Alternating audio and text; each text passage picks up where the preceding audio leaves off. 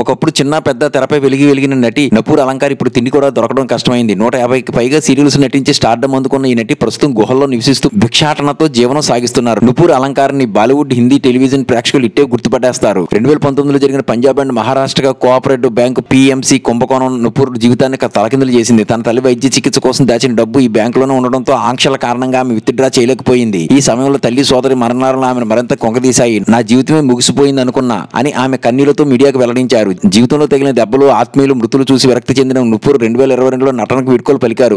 ఆధ్యాత్మిక జీవనం ప్రారంభించి తన పేరుతో పీతాంబరమాగా మార్చుకున్నారు. అప్పటి నుంచి దేశంలో పర్వతాలు, అడవులు, ఆశ్రమాలను సందర్శిస్తూ సన్యాస జీవితాన్ని కొనసాగిస్తున్నారు. గత 3 ఏళ్లుగా ఆమె గుహల్లో, అడవుల్లో నివసిస్తున్నారు. కొన్ని ప్రదేశాల్లో విషపూరిత కీటకాలు, ఎలుకలు ఆమెను గాయపరిచాయి. ప్రస్తుతం కొన్ని బట్టలతోనే జీవిస్తూ భిక్షాటం ద్వారా తిండి సంపాదిస్తున్నారు. ఒకప్పుడు విలాసవంతమైన జీవితం గడిపిన నూపూర్ ఇప్పుడు నిరాడంబరతకు మార్గదర్శకంగా నిలుస్తున్నారు. డబ్బు, ఖ్యాతి తాత్కాలికమని, అంతిమంగా మనశ్శాంతి మాత్రం ముఖ్యమని చెబుతున్నారు.